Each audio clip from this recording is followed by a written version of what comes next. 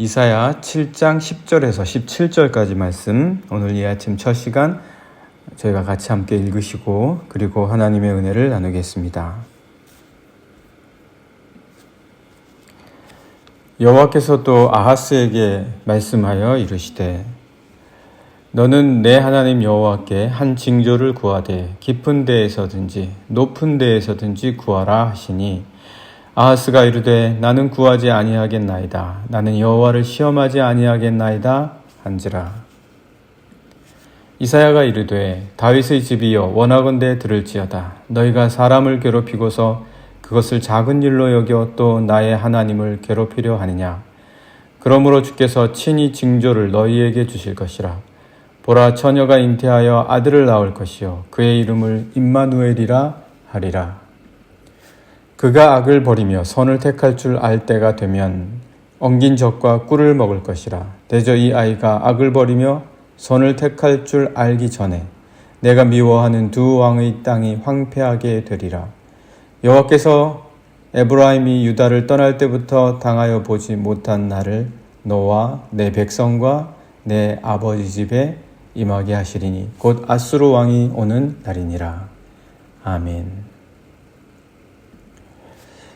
히스기야 왕의 아버지인 아하스 왕 때에 북이스라엘의 베가 왕과 아람의 르신 왕이 남유다를 공격합니다. 지금 이 시대, 이사야가 말하고 있는 이 시대가 어떤 시대인지를 잠깐 말하는 것이죠. 어제도 말씀드렸던 것처럼 이사야가 활동하던 이 시대는 북이스라엘이 멸망하는 시기였었고, 그리고 아수르가 신흥 강국으로 이 중동 지역에 나타나던, 그래서 북이스라엘을 무너뜨리고 남유다를 위협하던 주전 8세기경이었습니다. 예.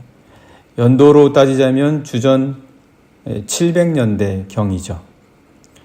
그때에 이제 아수르가 떠오르게 되니까 북이스라엘과 그리고 아람이 유다와 함께 동맹을 맺어서 아수르를 공격하려고 합니다.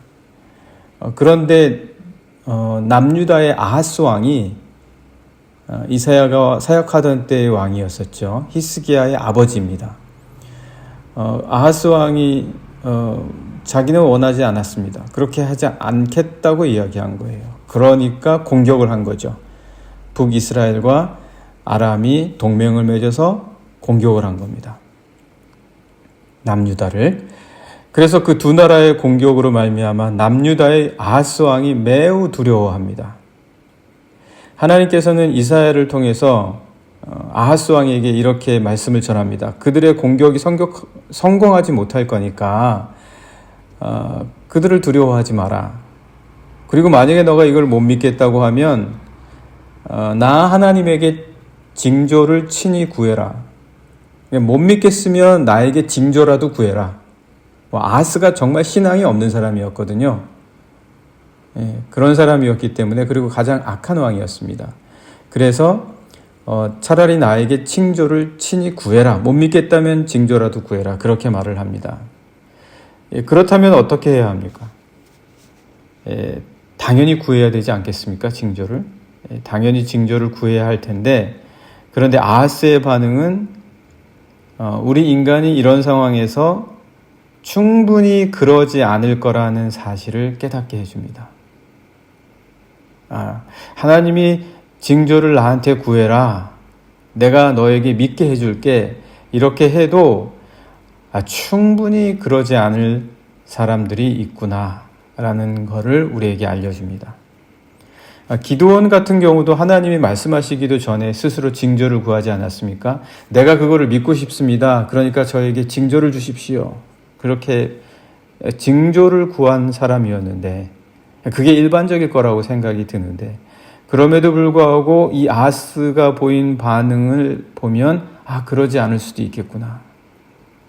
그런 생각을 할 수 있게 됩니다. 그러니까 아하스가 보인 반응이 한마디로 어떤 겁니까? 아니, 지금 이런 상황에서 징조는 무슨 징조입니까? 이기려면 그냥 이긴다고 말해 주든지, 아니면 차라리 나는 현실적으로 아수르에게 도움을 구해서 원군을 요청하겠습니다. 차라리 나는 현실적으로 정말 가능한 거를 생각하지 뭐 이런 징조를 보여주겠다고 하면서 징조를 구해라 이런 거 지금 나는 그런 거 원하지 않습니다. 그렇게 말하는 거죠. 그런 걸 시험할 시간이 내게 없습니다. 그렇게 아하스가 말합니다. 그게 이제 10절과 12절에 나와 있습니다. 같이 한번 말씀을 잠깐 보실까요? 10절입니다. 여호와께서 또 아하스에게 말씀하여 이르시되 너는 내 하나님 여호와께 한 징조를 구하되 깊은 데에서든지 높은 데에서든지 구하라 하시니 징조를 구하라고 하시잖아요. 그죠? 징조를 구해라. 이렇게 말씀하시는데 12절에 아하스가 이렇게 말을 하는 거예요. 아하스가 이르되 나는 구하지 아니하겠나이다. 나는 안 구하겠다는 거예요. 너가 못 믿겠으면 너가 이 두 왕들로부터 결코 망하지 않을 테니까 차라리 그걸 못 믿겠다면 나에게 징조라도 구해라. 그렇게 하는데 나는 구하지 않겠습니다. 나는 안 하겠습니다. 그러면서 나는 여호와를 시험하지 아니하겠나이다 한지라. 내가 지금 시험할 시간이 어디 있습니까? 그거 가지고 징조 따위를 갖고 지금 이렇게 저렇게 할 시간이 저에게는 없습니다. 그렇게 말하는 거죠. 우리도 그러지 않습니까? 좀 현실적이 돼봐라. 지금 믿음 타령할 테냐? 지금 믿음 가지고 싸워야 될 때냐? 지금 내 믿음을 보여라 말라라고 말할 때 지금 내 믿음이 이거다 이런 거 할 때냐 지금 세상이. 차라리 좀 현실적이 돼서 현실적인 도움을 좀 구해라 이렇게 나올 때가 있다라는 거죠. 이런 반응들이 실제로 있습니다. 그런데 우리 그리스도인은 알고 있습니다. 믿음에서 우리가 온전하지 못하면 결코 현실적이 될 수가 없어요. 현실로 나아갈 힘이 없습니다. 내가 믿음을 보이지 못하면 어떤 현실에서도 이길 수가 없어요. 믿음을 보이는 것이 바로 가장 현실적이면서 실질적이 될 수 있는 첫 번째 단추다. 우리 그리스도인들은 바로 그것을 너무나도 분명하게 우리의 신앙을 통해서 아는 자들이다. 이사야는 한마디로 하나님의 말씀을 아하스 왕에게 전했다가 단칼에 퇴짜를 맞은 셈이죠. 아하스 왕에게. 아하스 왕에게 단칼에 퇴짜를 맞은 셈입니다. 징조 구하라고 했더니 나 징조 안 구할래. 나 현실적인 사람이야. 이거 말한 거죠. 그래서 이사야는 하나님께서 친히 징조를 주실 것이다 라고 합니다. 너가 징조를 구하지 않으면, 너가 징조 따위는 필요 없다라고 하면 하나님이 너에게 친히 징조를 주실 것이다. 그렇게 말합니다. 그렇다면 어떤 징조를 주실 것인가? 하나님께서 어떤 징조를 주실 것인가? 징조를 원하지 않고 나는 하나님 도움 필요 없어. 나는 당신 도움 필요 없어. 난 차라리 내가 알아서 스스로 내 도움을 찾아볼 거야. 난 내 갈 길 내가 알아서 할 거야. 이렇게 말하는 왕에게 그러면 하나님이 그래? 너가 원하지 않든 원하든 내가 징조는 줄게. 이렇게 말씀하시는 거죠. 도움을 원하지 않는 아하스 왕에게 주신 하나님의 징조는 무엇인가? 임마누엘입니다. 아기예요. 처녀에게서 태어나는 아기.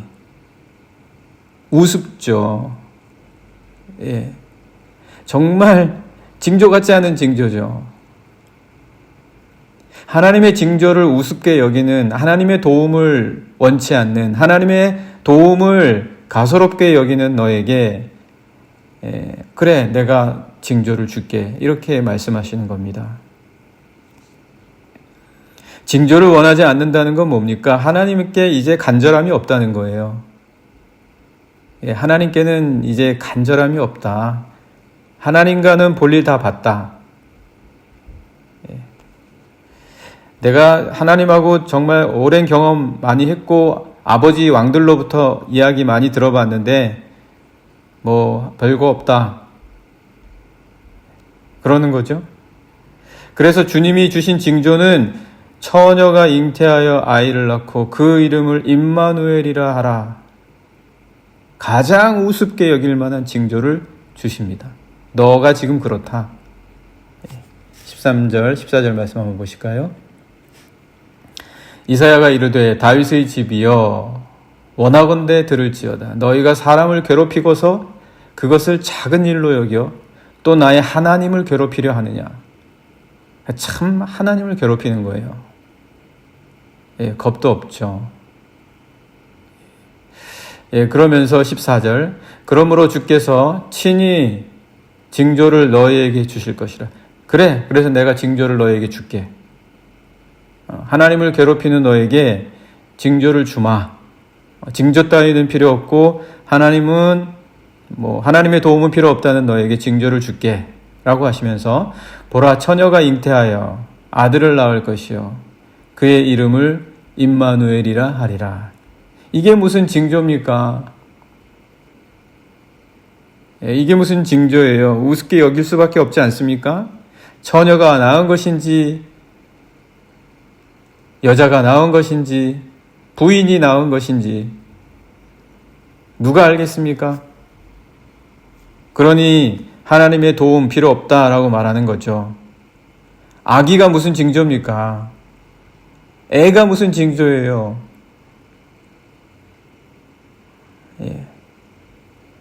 임마누엘은 어떤 뜻입니까? 하나님이 너희와 함께 하신다는 뜻입니다. 아니 좀 강력한 것으로 보여주실 수 없었을까요? 그러면 확 믿어버릴 텐데. 그런데 하나님이 너희와 함께 하신다는 임마누엘의 징조가 애기입니까? 그러나 하나님께서는 이렇게 말씀하시는 거죠. 이만큼 내가 너희와 함께 있는데 도대체 너는 누구의 도움을 원하는 거냐? 누구와 함께 하려는 거냐? 처녀가 아이를 낳는다? 이건 불가능한 일 아닙니까? 그리고 처녀인지 아닌지 어떻게 알 수 있습니까? 그것은 불가능한 일입니다. 하나님께서는 그래서 불가능한 일이 가능해지는 것을 징조로 보이고 그의 믿음을 보시고자 하시는 겁니다. 그의 믿음을 보시고자 하는 것입니다. 처녀가 아이를 낳겠느냐? 그게 가능한 일이겠느냐? 물론 이것이 메시아의 그리스도 예수의 징조이죠. 그거는 둘째치고라서도 이 당시에 아스 왕에게 주어진 이 징조를 너가 믿겠느냐? 지금도 믿지 못하는 사람들이 수없이 많은데 정혜윤 작가라는 사람이 있습니다. 정혜윤 작가가 그리스의 나플리오, 그러니까 이탈리아 말고요. 그리스의 나플리오라는 곳에서 평생 잊지 못할 바다를 봤는데 분홍바다였다고 합니다. 분홍바다가 어디 있습니까? 그런데 분홍바다를 봤다는 거예요. 그렇게 본 게 바로 그 나플리오라고 하는 그리스의 특별한 곳이었기 때문이 아니라 어디서든지 볼 수 있는, 그러나 자기가 간절히 원해서 분명히 분홍바다를 봤다는 거예요. 간절히 원했다는 거죠. 그가 간절히 원했다. 처녀가 잉태하는 것은 불가능합니다. 그러나 하나님께서 지금 그에게 말씀하시는 것은, 아하스 왕에게 말씀하시는 것은, 너가 지금 가능한 것만 찾고 있냐? 가능한 것 찾으면 왜 하나님 찾냐? 너가 지금 현실적이 되려고 하냐? 믿음이 없는 자가 무슨 현실을 찾냐? 보이는 모든 것이 하나님께로부터 말미암았는데, 이 불가능의 임마누엘은 하나님만을 간절히 원하라는 거예요. 가까이 계신 하나님을 찾으라는 거예요. 하나님 안 찾고 지금 뭐 찾고 있냐? 도대체 뭘 찾는데? 하나님은 바로 너 옆에 있어. 지금 이 말씀하시는 겁니다. 아하스 왕이 간절함을 잃어버렸거든요. 오늘 우리 그리스도인들은 간절함을 갖고 있는 자들입니다. 하나님에 대한 간절함. 그러면 임마누엘이에요. 하나님이 옆에 계세요. 하나님을 구하고 찾고 하나님을 믿고 의지하는 거죠. 하나님은 이 말씀을 하려던 것이었습니다. 어떤 말씀을 하려던 것이었냐면 이 징조를 통해서 무슨 말씀을 하려고 하셨냐. 지금 너희 남유다 아하스 너를 공격해서 무너뜨리려고 하는 두 왕 북이스라엘과 아람은 멸망할 거다. 이 말씀을 해주시려고 했던 거예요. 그리고 아수르에게는 도움 청하지 마. 아수르는 너의 원수가 될 거야. 아수르는 너의 원수가 될 거니까 지금 좋다고 아수르한테 쫓아가서 도움 청하다가 큰일 난다. 이 말씀해 주시려고 했던 거예요. 그런데 아하스는 굳이 아수르에게 가서 도움을 청합니다. 현실적이 되겠다고 하면서 차라리 나는 징조를 안 구하고 사람들에게 도움 구할 거야. 바보같이 무슨 믿음 타령이고 징조 타령하고 있어. 이 얘기하고 아수르에게 달려가는 거죠. 그게 이제 15절에서 17절까지 말씀입니다. 15절에서 17절 말씀 보시면 그가 악을 버리며 선을 택할 줄 알 때가 되면, 그러니까 임마누엘이죠. 이 아기가, 처녀에서 잉태하여 태어난 아기가 악을 버리고 선을 택할 줄 알 때가 되면 엉긴 젖과 꿀을 먹을 것이라.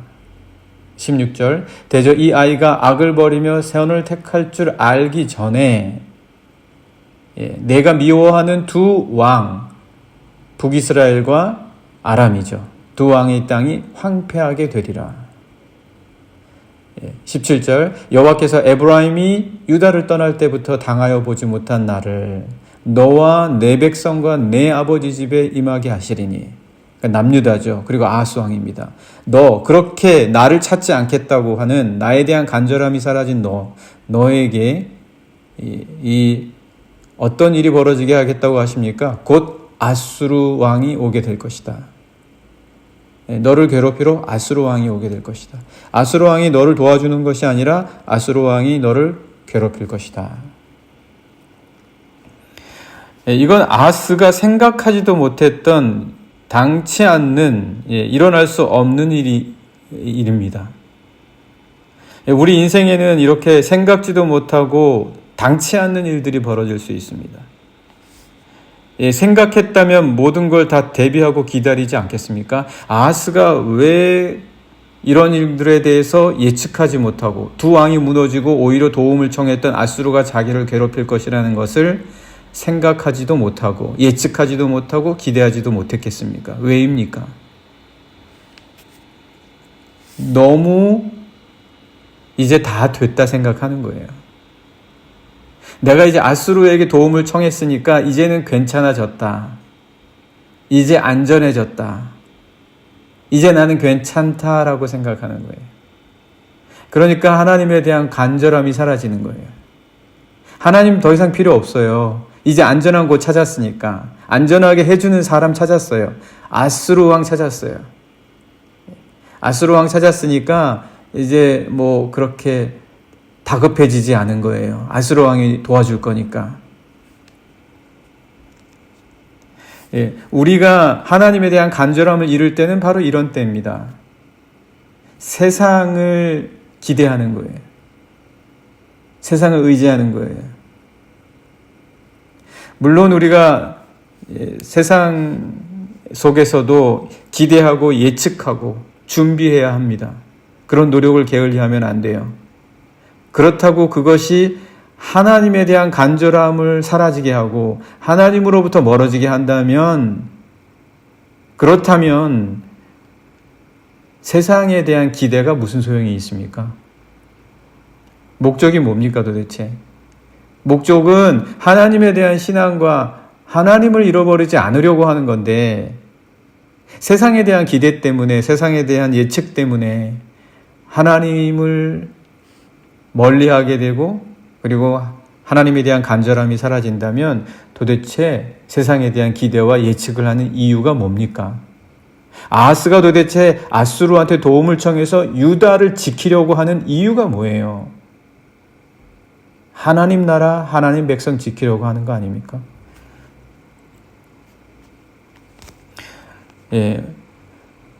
그래서 하나님께서는 이 아하스를 통해서 분명하게 보여주십니다. 너희가 지금 하려고 하는 그 모든 기대와 예측의 이유가 뭐냐? 이유가 뭐냐? 하나님으로부터 멀어지면 너희가 지키려고 하는 게 도대체 뭐냐? 그리스도인들은 대비하고 예측하는 사람입니다. 그러나 그것을 통해서 하나님에게 더 간절하게 나가는 자들입니다. 세상을 의지하고 세상을 바라본다고 해서 하나님과 더 멀어진다면 무슨 소용이 있습니까? 오늘 우리 함께 같이 기도하면 좋겠습니다. 하나님에 대한 간절함을 잃어버리지 않게 해주십시오. 주님, 저희가 징조를 구하는 것은 하나님께 더 가까워지기 원해서입니다. 하나님의 도움이 우리에게 필요한 것은 하나님께 더 가까워지기 원해서입니다. 같이 함께 이 시간 기도하시겠습니다.